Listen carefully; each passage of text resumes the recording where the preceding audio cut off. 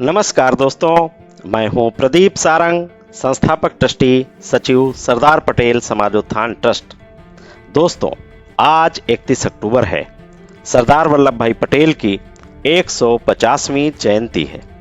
आज हम याद कर रहे हैं उस महान पुरुष को जिसने एक बिखरते हुए भारत को एक बनाया, भारत के लौह पुरुष सरदार वल्लभ भाई पटेल। यह वीडियो उनके जीवन, संघर्ष और दृष्टिकोण को समर्पित है, जहां एकता केवल एक शब्द नहीं बल्कि एक विचार थी जो भारत को मजबूत बनाने के लिए जन्मी थी। तो आइए मिलते हैं उस महान व्यक्तित्व से जिसने भारत को एक शरीर, एक आत्मा और एक पहचान दी। 31 अक्टूबर नेशनल यूनिटी डे। ये दिन हम उन्हें याद करते हैं जो भारत को एक जोड़ कर लाए। उनका नाम था सरदार वल्लभ भाई पटेल, एक वकील से नेता और नेता से भारत के शिल्पकार। उन्होंने 565 प्रिंसली स्टेट्स को जोड़कर भारत को एक बनाया। इसीलिए उन्हें आयरन मैन ऑफ इंडिया कहते हैं। लेकिन उनकी कहानी सिर्फ इंटीग्रेशन तक सीमित नहीं, उनकी जिंदगी देशभक्ति, संगठन शक्ति और मजबूत नेतृत्व का जीता जागता सबूत है। वल्लभ भाई पटेल का जन्म 31 अक्टूबर 1875 को गुजरात के नाडियाड में हुआ। शुरू में वो एक सफल वकील थे और लोग उन्हें आयरन फ्रेम लॉयर कहते थे क्योंकि वो कोर्ट में मजबूत और निश्चित फैसले लेते थे। उनकी जिंदगी का मोड़ 1918 में आया जब महात्मा गांधी ने उन्हें खेड़ा सत्याग्रह का नेतृत्व दिया। खेड़ा के किसानों पर ब्रिटिश ने लगान माफ करने से इनकार किया था। पटेल ने गांधी जी के साथ मिलकर पेजेंट्स के लिए आंदोलन चलाया और उनकी जीत हुई। यहाँ से उनकी जिंदगी कानून से राष्ट्रवाद की तरफ बदल गई। सरदार पटेल हर बड़े आंदोलन का एक मजबूत हिस्सा बने। 1920 नॉन कोऑपरेशन मूवमेंट। पटेल ने अपना वकालत का करियर छोड़कर गांधी जी के साथ जुड़ने का फैसला किया। उन्होंने गुजरात में ब्रिटिश के खिलाफ प्रचार और बॉयकॉट मूवमेंट्स को सफलता से चलाया। 1923 नागपुर फ्लैग सत्याग्रह। ब्रिटिश ने राष्ट्रीय झंडा लहराने पर रोक लगाई थी। पटेल ने आंदोलन का नेतृत्व किया और तिरंगा गाड़ियों और इमारतों पर लहरा कर दिखाया कि राष्ट्रीय गौरव को कोई नहीं रोक सकता। 1928 बरदोली सत्याग्रह। ये उनकी पहचान बन गया। जब टैक्स अनफेयरली बढ़ाया गया, पटेल ने गांव-गांव जाकर किसानों को एकजुट किया। आंदोलन पीसफुल था लेकिन इतना प्रभावशाली कि ब्रिटिश ने टैक्स वापस लिया।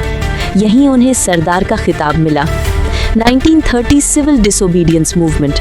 पटेल ने नमक कानून तोड़ने में एक्टिवली हिस्सा लिया और जेल गए। 1931 कांग्रेस कराची सेशन। शहीद भगत सिंह, राजगुरु और सुखदेव की शहादती के बाद पटेल कांग्रेस प्रेसिडेंट बने और एक भावुक भाषण दिया जो पूरे राष्ट्र के जज्बात दिखाता था। 1942 क्विट इंडिया मूवमेंट। जब गांधी जी ने अंग्रेजों भारत छोड़ो का नारा दिया, पटेल को फिर से गिरफ्तार किया गया। उनकी लीडरशिप ने लोगों में हिम्मत बनाए रखी, चाहे जेल बार्स ही क्यों ना हो। 15 अगस्त 1947 भारत आज़ाद हुआ, लेकिन ये आज़ादी आधी थी क्योंकि 565 प्रिंसली स्टेट्स के पास ऑप्शन था, इंडिया ज्वाइन करना, पाकिस्तान ज्वाइन करना या इंडिपेंडेंट रहना। अगर स्टेट्स ने अलग अलग फैसले लिए होते तो भारत बिखर जाता। इस मुश्किल को हल करना था सरदार पटेल का सबसे बड़ा काम। पटेल ने स्टेट्स डिपार्टमेंट बनाया, वीपी मेनन को अपना सेक्रेटरी बनाया और दोनों ने मिलकर एक स्ट्रैटेजी तैयार की। जूनागढ़। नवाब ने पाकिस्तान ज्वाइन करना चाहा पर लोग इंडिया के साथ थे। पटेल ने पॉलिटिकल और मिलिट्री स्टेप्स लेकर जूनागढ़ को भारत में शामिल किया।